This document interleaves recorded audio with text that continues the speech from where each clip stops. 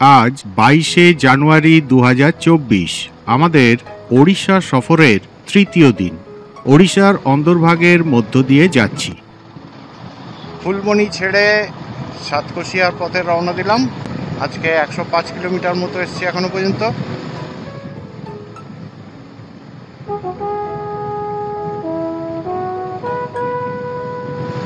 সময় এখন 11:15। খুব একটা এগোতে পারিনি, তার কারণ রাস্তায় ভয়ঙ্কর কুয়াশা ছিল। আর যেসব জায়গা দিয়ে এসেছি তার অনেক জায়গাতেই খানিক আগে বৃষ্টি হয়ে গেছে। আমাদের বৃষ্টির মধ্যে পড়তে হয়নি অবশ্য। আবার পাহাড়ে চড়ছি আমরা, ঘাট সেকশন। শহরের চৌহদ্দি পার হয়েই সুন্দর পাহাড় জঙ্গল। ফুলবনিতে তেমন মনুষ্য সৃষ্ট দ্রষ্টব্য কিছুই নেই, প্রকৃতিই এখানকার দ্রষ্টব্য। সেটাই আমরা ভরপুর উপভোগ করতে করতে এগোচ্ছি আটমল্লিকের দিকে, যেটা আপাতত আমাদের গন্তব্য। সকালের দিকে এখানে বৃষ্টি হয়ে গেছে, এখনো আকাশের মুখ ভার, চারিদিকে একটা ঝাপসা ভাব। এই জায়গার নাম ফুলবনি ঘাটি। আমরা চলেছি NH 157 ধরে।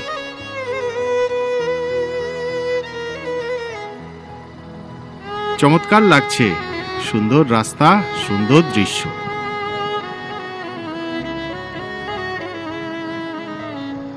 দেখে নেওয়া যাক সামনের পথটা। ফুলবনি শহরের মধ্য দিয়ে NH 157 ধরে পথ প্রথমে পূর্বে এগিয়ে বেঁকে যাবে উত্তরে। ফরেস্ট রেঞ্জের মধ্য দিয়ে পাহাড়ি পথে এগোবো আমরা। ভেটাখোল, সিটকিপোঙ্গা হয়ে পথ পূর্বে বেঁকে যাবে। ক্রান্ডিমাস্কার পর আবার পথ উত্তরে। গভীর জঙ্গলের মধ্য দিয়ে কিছুটা যাওয়ার পর বসতি সুদুরুকুম্পা। এরপর নেদিগুড়া, বড়িগুড়ার পর ফুলবনি ফরেস্ট রেঞ্জ, গভীর বনাঞ্চল। জঙ্গল পাহাড় অতিক্রম করে আমরা এগোতে থাকব পূর্ব দিকে। আসবে গেটামুন্ডা ব্রিজ, তারপর 4 রাস্তার মিলন বিন্দু চারিছক। এখান থেকে নতুন রাস্তা NH 57 সোজা উত্তরে। জঙ্গলের মধ্য দিয়ে আসবে দিকশিরা কালাখন্ডি। এখন আমরা কান্ধামাল থেকে বৌদ্ধ জেলায় ঢুকে পড়ব। আমরা পৌঁছে যাব পুরানা কটক, বড় জায়গা। এখান থেকে NH 57 ছেড়ে পুরানা কটক থেকে ঢালপুরের রাস্তাটা ধরবো। উত্তরে এগোবো ছোট ছোট গ্রামের মধ্য দিয়ে। মানিকপুরের রাস্তা পূর্বে বাঁক নেবে। তিলেশ্বর, কৃষ্ণপালি, খণ্ডহাটা হয়ে সাম্বারকাটায় আমরা চলে আসব মহানদীর কাছে। সেখান থেকে ঢালপুরে মহানদীর সেতুতে ওঠার জন্য বেশ দীর্ঘ পথ পার হতে হবে। নদী পার হয়ে আবার নতুন জেলা অঙ্গুল। একটু এগিয়ে বেশ বড় জনপদ আটমল্লিক। 61 কিলোমিটার রাস্তা, 1.5 ঘন্টা সময় লাগবে।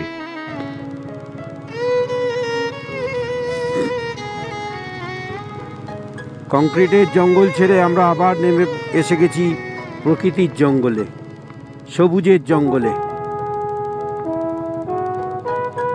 আবার আমাদের ঘাট রোড শুরু হয়েছে, পাহাড়ি পথে এঁকে বেঁকে চলা শুরু হয়েছে। আমরা এখন চলেছি ফুলবনি ঘাটি দিয়ে। কোনো পাহাড়ি উঁচু জায়গাকে ঘাটি বলা হয়। আমরা চড়াই ভেঙে বেশ কিছুটা উপরে উঠে এসেছি।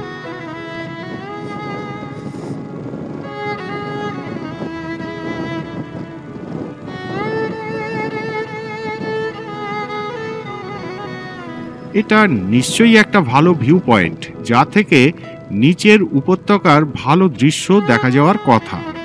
কিন্তু এই অবস্থায় চারপাশ ঘোলাটে বলে থেমে লাভ নেই, অতএব এগিয়ে চলো। ফাঁকা রাস্তায় এই ঘাট রোডে বাহন চালানোর মজাটা কিন্তু বেশ ভালোই পাওয়া যাচ্ছে।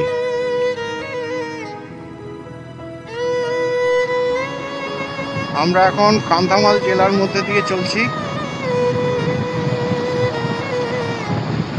আদিবাসী অধ্যুষিত এলাকা।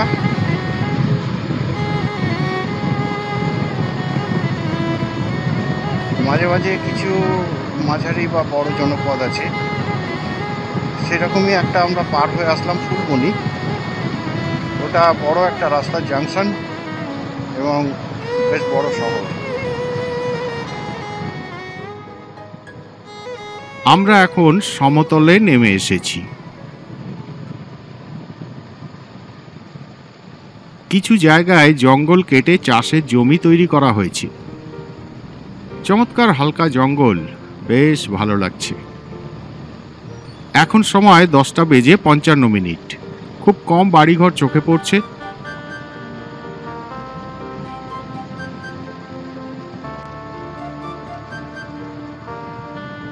এখানে 2-4টে বাড়ি রয়েছে।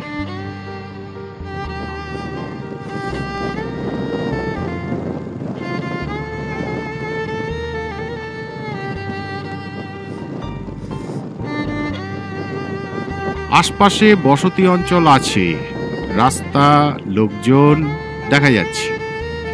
হালকা জঙ্গলের মধ্য দিয়ে আমরা চলেছি কান্ধামাল জেলার উত্তরাংশের মধ্য দিয়ে। মাঝে মাঝে চাষের জমি চোখে পড়লেও রাস্তাটা দীর্ঘ সময় কোনো টানা বসতি অঞ্চলের মধ্যে ঢোকেনি। NH 157 ধরে ভালো রাস্তা, অসুবিধা কিছু নেই এবং যথারীতি সুন্দর জঙ্গলের রাস্তা, খুব সুন্দর। এদিকটা ওয়েদারটা অনেকটা বেশি ক্লিয়ার আছে, তবে রোদ তো উঠবেই না, কারণ পুরো মেঘলা আকাশ। এই অঞ্চলের জঙ্গলে মূলত শাল, শিরীষ, খয়ের, গামহার, মহুয়া, নিম এইসব গাছের আধিক্য। এখানে কোনো একটা দেবালয় রয়েছে। ওড়িশার অন্দরমহলের চমৎকার জঙ্গলের রাস্তায় চলেছি। এমন পথের দৃশ্যের জন্যই তো এই অনামা অঞ্চলে আসা।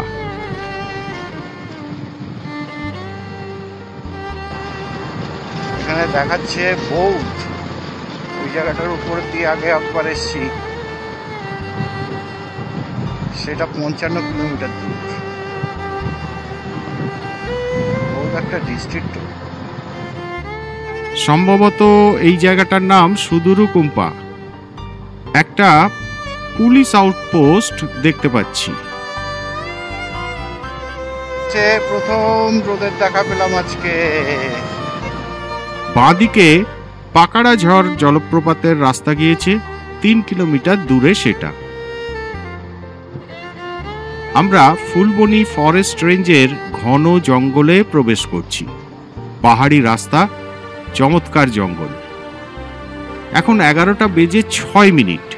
আজ সকাল থেকে এখনো পর্যন্ত আমরা 122 কিলোমিটার পথ অতিক্রম করেছি। এখন কুয়াশা কেটে গেছে, কিন্তু আকাশে নিশ্চয়ই মেঘ আছে। আলোটা ভালো নেই। যদি নীল আকাশ, রোদ থাকতো, আজকের যাত্রাপথটা স্মরণীয় হয়ে থাকতো। তবে যা দেখছি সেটাও কিন্তু ফেলনা নয়। এই গাড়িটার কোনো একটা সমস্যা হয়েছে, তবে অ্যাক্সিডেন্ট নয় বলেই মনে হচ্ছে।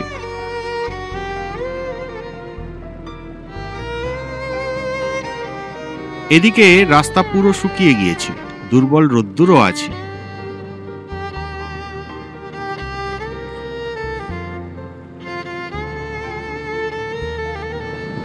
এতক্ষণ ন্যারো অ্যাঙ্গেলে ছবি তোলা হচ্ছিল, এবার সুপার ভিউ অ্যাঙ্গেলে ছবি তোলা হচ্ছে, যাতে আরও অনেকটা বেশি কভার হয়। দুটো ছবি পাশাপাশি রাখলে বোঝা যাবে দুটোর ভিউয়ের কতটা ডিফারেন্স। এই গ্রামের নাম খন্ডিকুটি। আমরা বেশ ঘন জঙ্গল পার হয়ে এখন একটু হালকা জঙ্গলের মধ্য দিয়ে যাচ্ছি। সামনে সম্ভবত কোনো বসতি অঞ্চল আসবে। সামনে চারিছক, পথের গুরুত্বপূর্ণ সংযোগ বিন্দু। দূরত্ব 3 কিলোমিটার। রাস্তা পুরো ফাঁকা। হয়তো রাম মন্দিরের উদ্বোধনের সমারোহেই লোকজন ব্যস্ত আছে।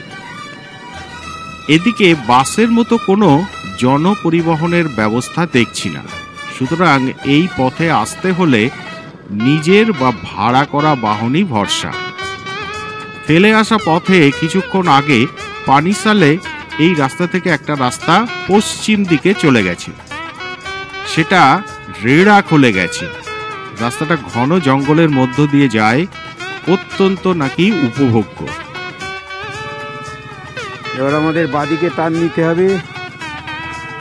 আমরা পৌঁছে গেলাম চারিছক।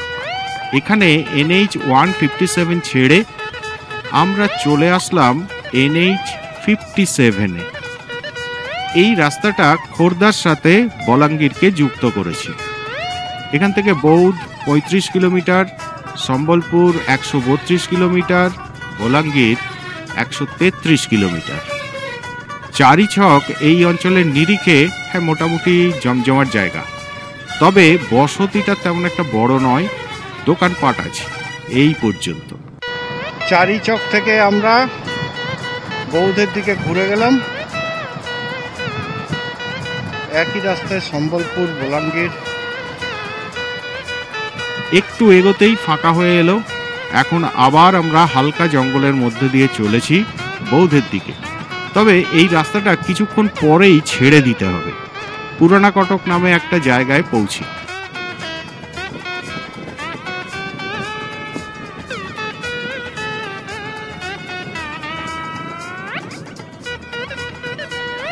আগে যেমন আমরা একদম ফাঁকা রাস্তায় আসছিলাম, এটা কিন্তু তেমন না, কিছু যানবাহন দেখা যাচ্ছে। মাঝে মাঝে চাষের ক্ষেত, বাড়ি ঘর দেখতে পাচ্ছি।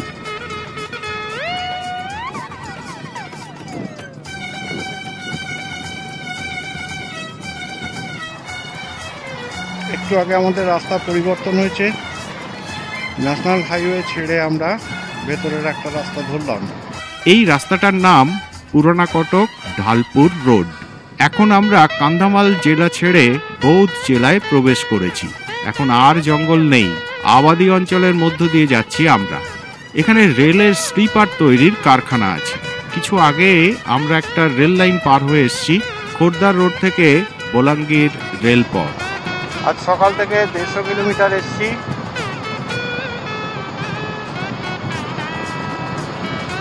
এখন একটা বেশ চওড়া ভ্যালি অঞ্চলের মধ্যে দিয়ে যাচ্ছি, পাহাড় অনেকটা দূরে।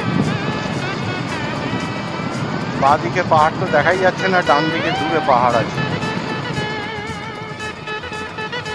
আমরা ওড়িশার সমৃদ্ধ গ্রামাঞ্চলের মধ্য দিয়ে যাচ্ছি। এখানে ভালো চাষ হয়।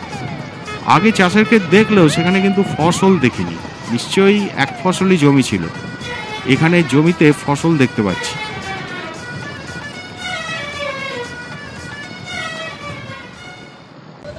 আমরা ডেঙ্কানালের পথে চলেছি। এখন আমরা এক জায়গায় চা খাওয়ার জন্য দাঁড়িয়েছি।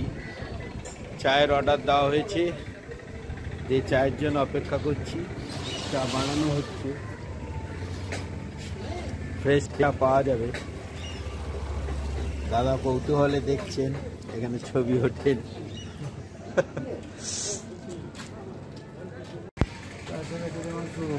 চা এসে গেছি। इतना छोटा কাপ, যাকে ছোট কাপ হোক আর যাই হোক, চাটা ফ্রেশ আছে, এইমাত্র বানানো হয়েছে।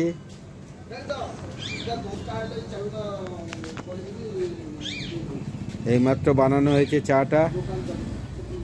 তাপসদা খেয়ে বললো চাটা ভালোই আছে। কেমন? ভালো চা। চাটা বেশ ভালো লেগেছে। চা ভালো লাগাতে আমরা আর একটু অর্ডার দিয়েছি। আমাদের ভাই সেই চা বানিয়ে নিয়ে আসছে। এসে গেছে আমাদের চা।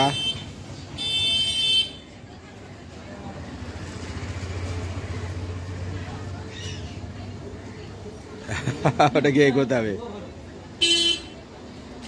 চা ভরাট হচ্ছে। Second round.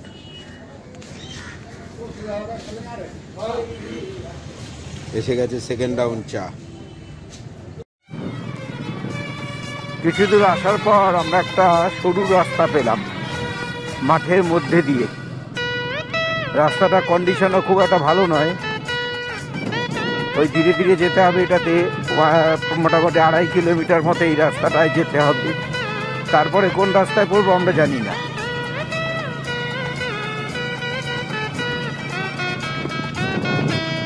তবে গ্রামের মধ্যে দিয়ে যেতে খারাপ লাগছে না, কারণ গ্রামের মানুষের জীবনযাত্রা অনেকটাই আমরা এখান থেকে প্রত্যক্ষ করতে পারছি এখানকার। আমরা চলে এসেছি মহানদীর খুব কাছে। তার ওপর ব্রিজ পাওয়ার জন্য সংযোজী রাস্তায় চলেছি। এই রাস্তার অবস্থা খুব খারাপ।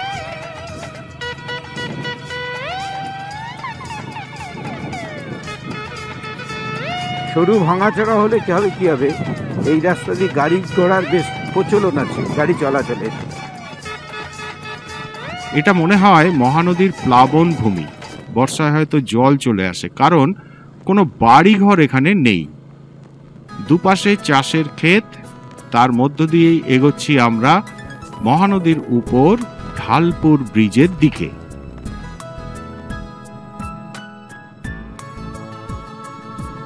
সামনে ন্যাশনাল হাইওয়ে দেখা যাচ্ছে।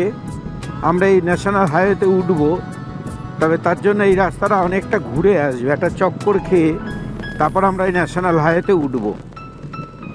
একটা পুরো সার্কুলার চক্কর খেতে হবে। আমাদের বাদিকেই মহানদী, তার ব্রিজের অ্যাপ্রোচ রোড দেখা যাচ্ছে সামনে।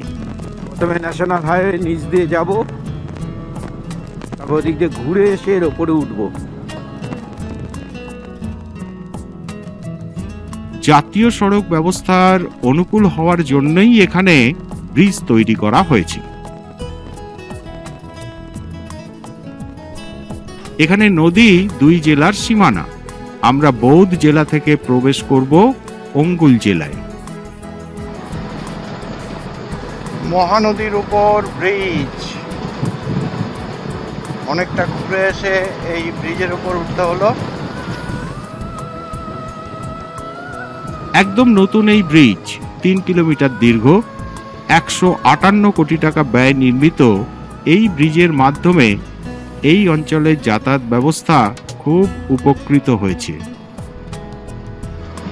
এই মহানদীর উপরেই সাতকোশিয়া গঞ্জ, তবে অনেকটা ডান দিকে, অর্থাৎ পূর্ব দিকে। মহানদীকে ক্রস করছি আমরা।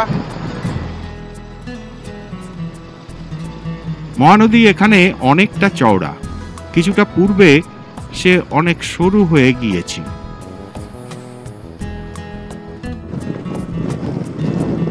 অবশেষে আমরা ন্যাশনাল হাইওয়েতে উঠে পড়লাম।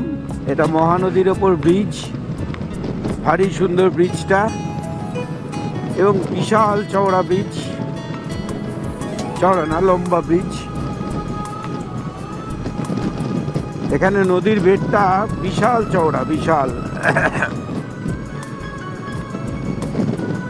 দারুণ সুন্দর বালির চড়া দেখা যাচ্ছে দুদিকে, কিন্তু সেটা দেখাতে পাচ্ছি না কারণ ক্যামেরা ঘোরানো যাচ্ছে না। ক্যামেরাটা সামনে ফিক্সড।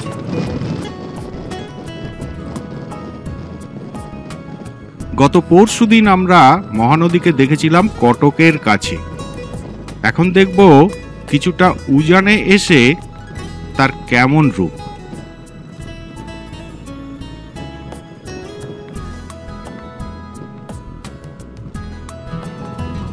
তাপস দা এবার দাঁড়ানোর প্ল্যান করছে। আমি অনেকক্ষণ ধরে ভাবছিলাম যদি একটু দাঁড়ানো যায়, একটু দাঁড়িয়ে ছবি তুলতে চাই।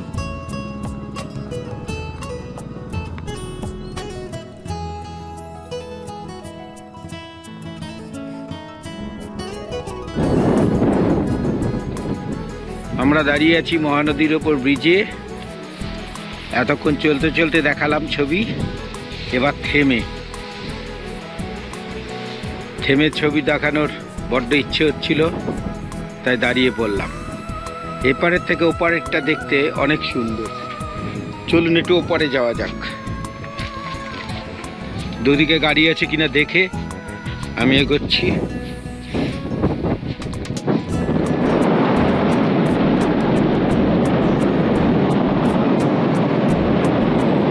এদিকে নদী বেগটা ভারী সুন্দর লাগছে, কিন্তু আর একটু রোদ থাকলে এই ছবিটা আরো ঝকঝকে, আরো সুন্দর। কিন্তু যা নেই তা ভেবে লাভ নেই, যা যাচ্ছে তার আনন্দেই করতে হবে।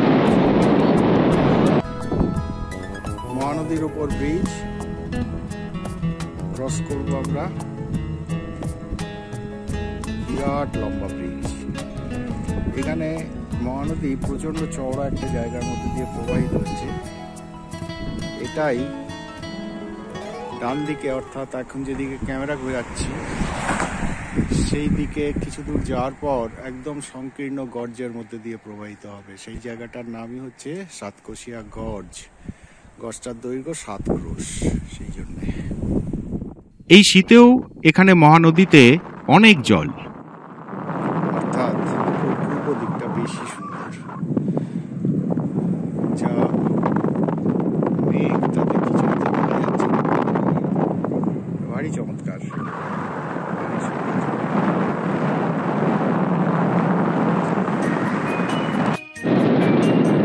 এতক্ষণ সুপার ভিউ দেখা গেল,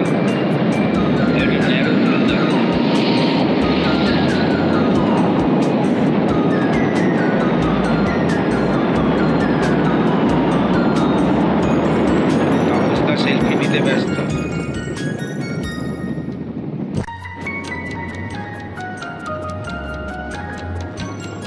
এখানে পৌঁছানোর আগে মহানদী বৌদ্ধ জেলার মধ্য দিয়ে আসার সময় পার্বত্য অঞ্চল পেরিয়ে এসেছে। সেখানে পাহাড় ভেদ করে প্রচুর র্যাপিড যুক্ত বিক্ষুব্ধ তার গতিপথ। এই ঢালপুরে এসে সমতলে পৌঁছে সে কিছুটা মন্থর গতিসহ বয়ে চলেছে সাতকোশিয়া গর্জের দিকে। ওদেরকে আমরা একটু ছবি তুলতে নেমেছি, মানে ওদের একটু বিশ্রাম মিলে গেছে।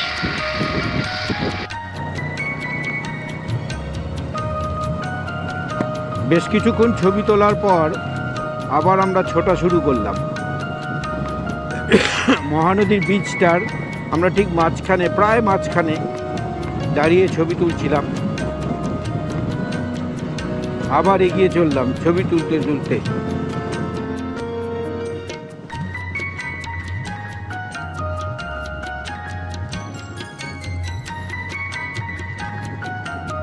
ওড়িশার সমৃদ্ধির বেশ কিছুটাই এই মহানদীর কল্যাণে।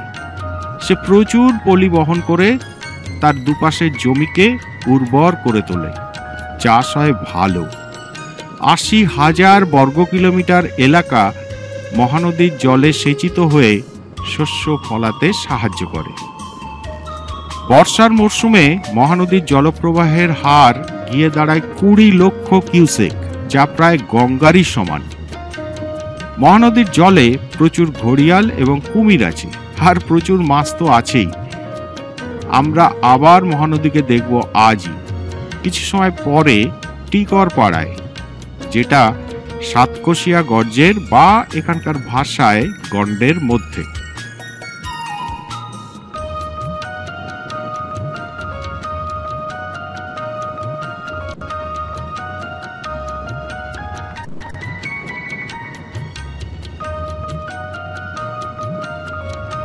এই শেষ হয়ে আসছে মহানদীর সেতু। এখন আমরা অঙ্গুল জেলায়।